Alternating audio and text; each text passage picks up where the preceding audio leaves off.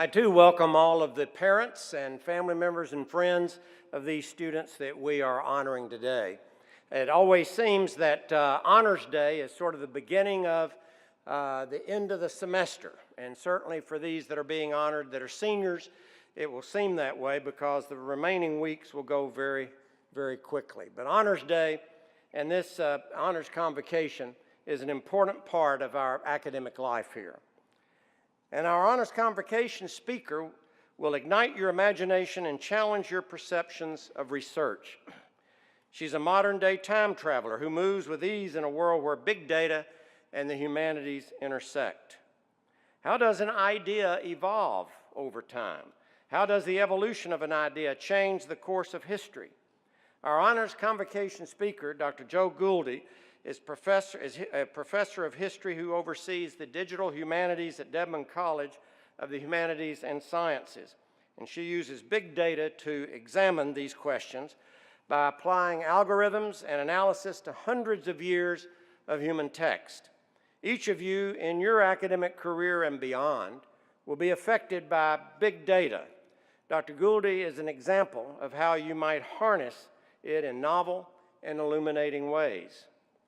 She studies the history of Great Britain, the British Empire, landscape history, legal history, property law, infrastructure, digital methods, international development, and agrarian studies. She also oversees the Dedman College lecture series, Data is Made Up of Stories. These illuminate how text mining is used across different disciplines, and it's offered through the college's Interdisciplinary Institute. One example is an app that captures the inspiration of Mary Shelley's Frankenstein, written 200 years ago. Among other things, it uses letters, journals, and literary works to bring the dramatic history events to life. Dr. Guldi had her undergraduate degree bestowed by Harvard University in literature. She earned her doctorate in history from the University of California, Berkeley, followed by a Mellon postdoctoral fellow in digital history at the University of Chicago. She also was a junior fellow in the Harvard Society of Fellows and an assistant professor of history at Brown University.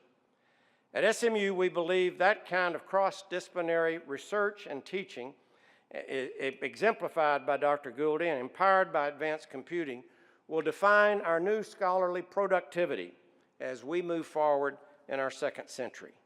So please join me in welcoming our speaker to the 2017 Honors Convocation, Dr. Joe Guldi.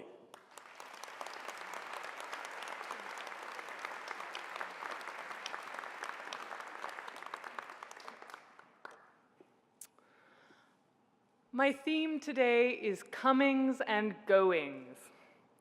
I want you to remember, students, think back for just a minute to your freshman year when the domes and fountains of SMU looked bright as Eden to you. I want you to also think forward to your graduation for just a moment with the same keen attention that you had then, taking in as much as you can. Liminal moments like these inevitably stir the ability to benefit from new information.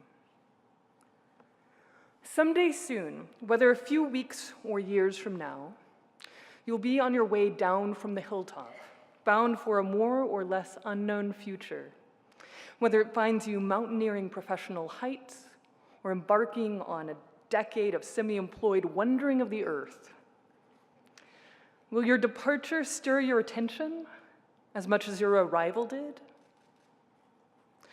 The founder of Methodism, John Wesley, was well acquainted with departures. Wesley spent his adult life traveling long distances by foot, creating a church of itinerant ministers who were charged to preach the gospel in the open air. It was called field preaching. They assembled whoever they could, outdoors, because the Christ known to Wesley had commanded his ministers to work among people too poor to build churches of their own. The spiritual descendants of those preachers built Southern Methodist University decades after the first tent Methodists immigrated from the tin mines of Cornwall to the American South. They brought with them a tradition of comers and goers, in exile sometimes, feeling a kinship with each other because they were brave enough to leave behind the established church, to risk failure, and to learn from rejection. I go with you too in these cycles of departure and return. I attended SMU last in 1994 as a high school student, auditing a seminar in medieval history. After Harvard, Cambridge, Berkeley, the University of Chicago, and Brown, I returned last summer to raise my baby daughter here in a community that I love. Now, in the 20 years that I've been gone, SMU has seen enormous changes. The campus has doubled in size, Lyle and Simmons have swelled up like balloons, outposts like the Guildhall and the mainframe computer have sprouted out of nothing, and the palatial residence halls now nudge the boundary of the interstate highway. Like me, alumni of every college, and you will soon be some of these alumni return to their alma maters disoriented by novelty, and you will too. You will come back and you won't recognize what this place has become. Great though they are, however, the physical changes are not the most severe break with the past you're going to see. There are changes in knowledge, attitude, and climate as well on every campus in every generation. A graduating senior leaves college as caught up as she will ever be. You have read in your seminars the most recent and engaged research, the most pressing debates. You may return to the rapturous smell of grass and soil beneath the live oaks again, but as the oaks spread their branches wider every year, just so every return will punctuate for you the distance between your graduation and your older self. Your graduation day is your metric. You will measure your faculty, your cohort, and yourself against a whole series of transformations that the future has in store for you. To say that today is your metric is also to recognize, however, that however hard you have worked at mastery in your time here, however excellent your education has been, at some point soon, it will begin to fail you. In 10 or 20 years from now, seemingly stable laws of economics or psychology will be replaced by new ones. Even literary canons and historical facts will be disestablished. Whatever goes with you from your college experience is not the learning, but rather the ability to enter a new field and then to leave it. Your professors hope that they have taught you how to assimilate new information, how to confront a library catalog, how to look up data, how to plot it on a histogram or a map. If we have excelled, we faculty have taught you to explore the archive and the canon on your own. Indeed, many successful people flourish as adults by cultivating habits that keep the liveliness of the university, these experiences of seminar and lecture and small group discussion, alive with them after they leave. They choose 2 newspapers and read them daily. They choose a book review, the New York Times, the London Review of Books, the TLS, the Huffington Post. They read about new books in fields that intrigue them. And sometimes they buy those books. Buy the books. The term for these habits is self-directed learning. The university and the liberal arts, above all, are about self-directed learning. What you have learned in your classes is all to prepare for self-directed learning. Every syllabus you've examined, come the warm days of August, has been an exercise in examining a field afresh from a macroscopic condensation carefully prepared by these faculty. Every paper you've composed in December or May, if we've taught you right, has been an exercise in self-directed discovery. Mark my words. The work of 4 Augusts, Decembers, Januaries, and Mays will keep you going for a long time. They are a record of your capacity for choosing interesting conversations and then exploring them on your own. Even papers that received B's or D's, God forbid you're honors students, should persuade you that you know what it's like to risk failure and then engage again. Coming and going to the self-directed learner means that however much you leave behind, you are equally ready to engage the next place, the next subject, the next field, the next discovery. You're ready to read about it. You're ready to become an expert, and you can make yourself an expert by reading and researching and looking at the data for yourself.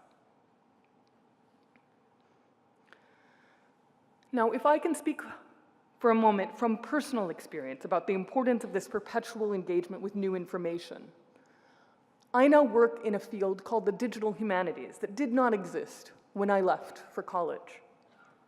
With access to millions of digitized books, professors of history can survey millions, billions of speech acts over hundreds of years, comparing era to era in Congress or the newspaper or Parliament or the novel. As a result, we can ask questions that would have been impossible when I was in graduate school. Quantitatively speaking, what was the most influential speech of the 19th century? Can we mark out discrete eras in the human past that were characterized by the rise of a dominant emotion? For example, perhaps fear or silliness or irony or anger? And can we tell how they began? What made an influential leader? And can we identify patterns in their speeches? For example, amongst the speakers who met calm and aroused passion on a consistent basis, or the opposite, they bred consensus out of a room full of hate. Collectively, the new field has captured the interest of researchers in computer science and national intelligence, and we are learning to manipulate literary history with the facility and visual pleasure of a video game. As researchers discover new ways of knowing, robust and ancient institutions have to adapt. English and history departments are raising money for computer text laboratories, wall-sized visualization screens, fellowships, studentships, internships, senior hires. Stanford University, which I visited last week, now hosts a staff of 70 server engineers in the library alone, as well as the Lit Lab and the Center for Spatial History, none of which existed 10 years ago. As a result of these expansions, it has become critical for faculty in many fields to engage in self-directed learning. PhDs, schooled in Aristotle, teach themselves Python at night. They reorganize traditional seminars into labs and establish long-running collaborations with computer science. Nothing in our training prepared us for this. Keeping pace with tomorrow requires the discipline of self-directed learning. Self-directed learning frequently also requires the willingness to undergo personal sacrifice and transformation. And so we return to the theme of leaving. Let me speak briefly about the great economic development expert, Robert Chambers. An irrigation expert working in Kenya in the 1960s, Chambers' life was turned upside down when he was denied tenure at the University of Sussex. He suffered a minor breakdown as he watched his previously mapped out course for his life upend. In an interview much later, Chambers explained that he survived the period in part because his wife, a psychologist and a Christian, asked him to consider the crisis as an opportunity. If he wasn't beholden to anyone, then he was free. Chambers leveraged his tenuous position as an adjunct to arrange conferences on a political method of organizing, then emerging amongst indigenous people in the developing world. This technique, called participatory mapping, put peasants in charge of their own surveying, eliminating the need for poor people to employ lawyers or land surveyors at great expense. Instead, community facilitators were trained in listening to marginalized people. Facilitators then recruited impoverished citizens to map their own village, map their own resources. Citizens then laid plans for community agriculture, water management, and housing. From the 1980s, when Chambers began to publish the advantages of the system, participatory mapping became a sacrosanct technology of rural development in India. As of today, every government grant for rural development in India has to be tied to participatory mapping. It's a big deal. The participatory map also anticipated, in many ways, the many-to-many technology revolutions of today, including GIS and even Google Maps. Still more importantly, participatory mapping retooled the university as a laboratory for reimagining forms of governance that would work for the poor on their own terms. It offered a monumental experiment in solidarity, both solidarity between rich nations and poor, as well as that between experts and ordinary people. Thus, crises turn into opportunities. In retrospect, Chambers claimed that he would not have embraced participatory mapping had he not been denied tenure at Sussex. Rejected by one institution, he set aside outdated expectations, embracing in their stead technologies that are still ahead of our time in 2017. My point for you is that there are different stages of life, many comings and goings, the failures, including your lowest grades, and your most cataclysmic rejections, are also opportunities to recognize the individual strengths that compose your unique psychology. At threshold moments between one era and the next, the astute traveler can recognize many opportunities for kindness, for solidarity, and for innovation that the world has missed. Last week, I visited Stanford's Memorial Church, whose gleaming sanctuary is stuffed with stained glass and mosaics, which crowd several large niches bearing stones carved with the words of the Diary of Jane Stanford, the university's founder. One of these passages asserts the importance of lifelong learning, asserting the importance of using one's studies to discover what she calls a personal religion.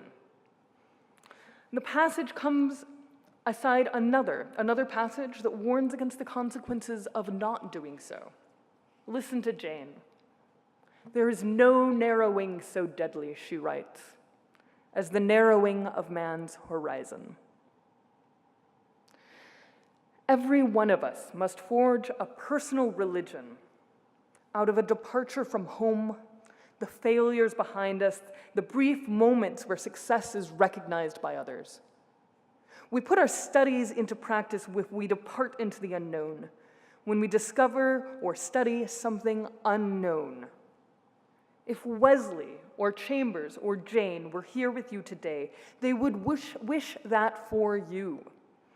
Today, you leave with my blessing, as well as that of the entire faculty, calling down their wisdom upon you.